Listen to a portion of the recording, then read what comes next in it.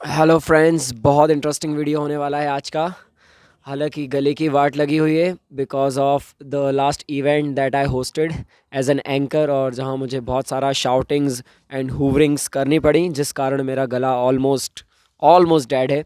But still video बनाना है। कुछ contents पड़े थे, कुछ क्रिटिकल थिंकिंग चल रही थी बहुत समय से माइंड में, उस पर वीडियो बनाना था और फाइनली मैं बना रहा हूँ।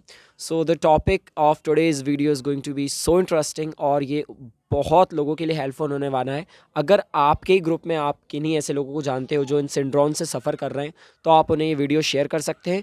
प्लस आप अपनी इवन खुद की लाइफ में भी देख सकते हैं, अगर आप इन सिंड्रोम से गुजर रहे हैं, जो आज मैं पर्सनालिटी टाइप पर बात करने वाला हूँ, जो आप अगर धोखे से आपने मैनिफेस्ट कर लिया लाइफ में, तो आपको ये बहुत हेल्प करने वाली है टू गेट डिटॉक्स्ड। ओके, तो बात करेंगे आज पीटीएसडी पर। पीटीएसडी या फिर CPTSD. Now PTSD stands for post trauma stress disorder. और ये किन लोगों को हो सकता है? जिन लोगों को पेरेंटिंग सही नहीं मिली हो। अब बहुत हमने देखा है, इंडियन फैमिलीज़ में बहुत देखा है, दारू पी के फादर मार रहे हैं मदर को, या फिर कुछ भी पोस्ट ट्रॉमा चल रहा है लाइफ में। और अजीब टाइप की लाइफ चल रही है घर में। आपने डेविड गॉगन्स की अगर स्टोरी पढ़ी हो, तो उसको बहुत David Goggins is actually the world's strongest, world's toughest man ever alive on this planet. और बहुत सारे मल्टीपल वर्ल्ड रिकॉर्ड होल्डर है वो। और उसको बहुत, उसकी पेरेंटिंग अगर आप देखोगे तो बहुत डिज़ास्ट्रस और बहुत ट्रॉमेटिक उसको उसकी लाइफ रही है। लुक्स को लेकर भी वो बहुत लाइक 130 केजी वो समवर्ट था। तो कुल मिलाकर हम बात ये कर रहे हैं कि कैसे पेरेंटिंग आपकी पर्सनालिटी शेप करती है, कैसे किसी इंसान को पीटीएसडी सिंड्रोम हो सकते हैं, और कुछ पास्ट ट्रॉमा उसकी लाइफ में हो सकता है जो उसके प्रेजेंट में भी रिफ्लेक्ट करता है। अब कैसे आप उस इंसान को पहचान सकते हैं? हो सकता है वो आपके फ्रेंड सर्कल में हो सकता है अब वो आप ही हो, whatsoever. So PTSD is basically post trauma stress disorder. और ये बहुत शॉर्ट टाइम के लिए, लाइक अगर आप 1-2 मंथ किसी टॉक्सिक रिलेशन में रहे हों, या फिर आप 1-2 मंथ के लिए आपके घर में, या 1-2 साल के लिए आपके घर में ट्रॉमेटिक एनवायरनमेंट चला हो, या फिर आप किसी एग्ज़ाम को निकालने के लिए कोशिश कर रहे हो, उसको आपने लाइफ मान ली हो, लेकिन आप उस नहीं निकल पाए आपसे, और आप उस स्ट्रेस में आ गए हो, या कुछ भी टाइप का आपका पास्ट रहा हो, कुछ कपल ऑफ 6 मंथ से 1 साल तक, तो आप पीटीएसडी के शिकार हो जाएंगे। यानी कि वो सिंड्रोम्स आपको एज अ फ्लैशबैक दिखेंगे, और वो मेमोरीज आपको टॉर्चर करती रहेंगी। आपकी मेंटल हेल्थ धीरे धीरे सफोकेट होती रहेगी। अब सीपीटीएसडी इसका एडवांस वर्जन है। यहाँ पर बात होती है यही पीटीएसडी अगर 3, 4 या 5 साल तक चली हो, यानी कि यही ट्रॉमा किसी ने 1, 2, 3 नहीं बल्कि 4 या 5 साल तक देखा हो, ओवर अ हाफ डिकेड या फुल डिकेड देखा हो, तो ये सीपीटीएसडी बन जाता है, यानी कि complex post trauma stress disorder. और इसको ठीक करने के लिए I would highly recommend you must consult a professional psychiatrist.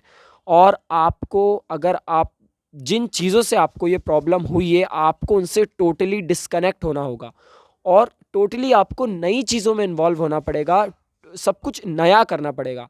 If you have been through a past जहाँ पर आप किसी एग्ज़ाम की तैयारी कर रहे हैं ओवर अ डिकेड, वो नहीं निकला है, प्लस आपके घर की सिचुएशंस भी बेकार रही हैं, प्लस कुछ भी व्हाट्सएवर सॉर्ट ऑफ प्रॉब्लम्स आपको रही हैं, या आपकी पेरेंटिंग में आपको टॉर्चर किया गया है, आपके पेरेंट्स ने आपको टॉक्सिक पेरेंटिंग दी है। और हालांकि ऐसे रेयर ही पेरेंट्स होंगे जो ऐसे करते होंगे, बट यस, हमने देखा है इंडियन पेरेंट्स की मेंटेलिटी में बहुत से, मोस्ट ऑफ द केसेस में मैंने देखा है टॉक्सिक मेंटेलिटी, बच्चों को टॉक्सिक मेंटेलिटी दी जाती है, उनको मेंटली टॉर्चर किया जाता है ऑन बिहाफ ऑफ टीचिंग और स्टडिंग। उनसे उनकी एक्सपेक्टेशंस कुछ ज़्यादा ही होती हैं, जिस कारण से वो कंपैरिजन फैक्टर का शिकार होते हैं बच्चे। और बहुत सी ऐसी, there are much more things जो उन्हें सफ़र करना पड़ती है। एक्चुअल में पेरेंट्स को भी नहीं पता होता है कि टॉक्सिक पेरेंटिंग में और पैम्परिंग में और प्रॉपर पेरेंटिंग में क्या डिफरेंसेस होते हैं। इसीलिए पढ़ लिखना बहुत इंपॉर्टेंट हो जाता है, और नहीं भी पढ़े लिखे हैं तो ये कुछ क्वालिटीज़ इनबिल्ट ही आती हैं as form of morals, courtesy, ethics और वैल्यूज़, या फिर आप जो भी मान लें उन्हें। तो प्रॉब्लम मैंने बता दी है कैसे हो सकती है problem. Over a past time अगर ये रहा है और बहुत लॉन्ग टाइम तक रहा है, तो सीपीटीएसडी के शिकार लोग हो सकते हैं। ऐसे लोगों को पहचानना बहुत ईजी है। कुछ 4-5 सिम्टम्स मैं आपको बताता हूँ। पहला सिम्टम, ये लोग बहुत सेल्फ डाउट में जीते हैं, इनका जो सेल्फ एस्टीम है, सेल्फ इमेज है, वो बहुत ख़राब रहता है। वो अब ज़रा सोचो, जिसका सेल्फ एस्टीम, सेल्फ इमेज ख़राब है, जो खुद के बारे में अच्छा नहीं सोच पा रहा, वो किसी दूसरे के लिए क्या अच्छा सोचेगा, है ना?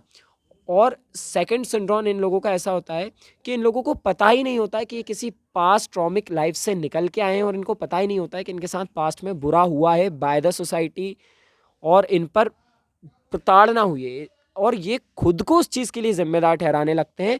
इन बल्कि ये खुद में गिल्ट ढूंढने लगते हैं। ये उसका सबसे टॉक्सिक फॉर्म होता है। और थर्ड चीज़ मैं आपको बताऊंगा, ये लोग थोड़े विक्टिम टाइप होते हैं, विक्टिम काइंड ऑफ पीपल, जो जो ऐसी बातें करेंगे कि दुनिया ने इन पे प्रताड़ना की है, ये वो, और एट द एंड बाद में यही लोग अपनी ही बात को झुटलाकर बोलेंगे कि नहीं यही गलत थे। इस टाइप के भी।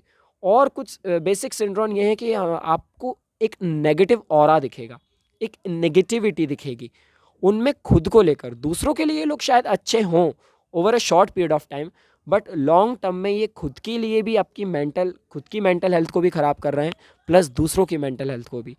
तो if you have any friend in your circle जो किसी पीटीएसडी से या सीपीटीएसडी से गुजर रहा हो, तो उसको डिटॉक्स करने में ये वीडियो बहुत हेल्पफुल रहने वाली है।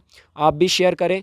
और देखिए, हम गूंगे बहरे नहीं हैं, फिर भी हमें साइन लैंग्वेज सीखनी चाहिए, क्योंकि हम किसी के काम आ सके। वो लैंग्वेज है ना, किसी दिन हमें कोई ऐसा इंसान मिलता है, हम उसको यूज़ कर सके, उसे कितना अच्छा लगेगा।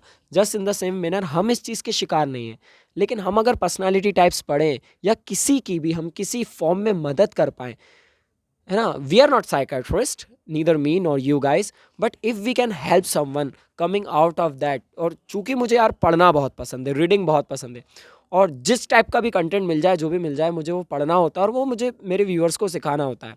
And that's what I have taught to you. Now it's your responsibility to share this video, not only with those who are suffering from it, but with all the peoples, because this is something जो सबको पता होना चाहिए।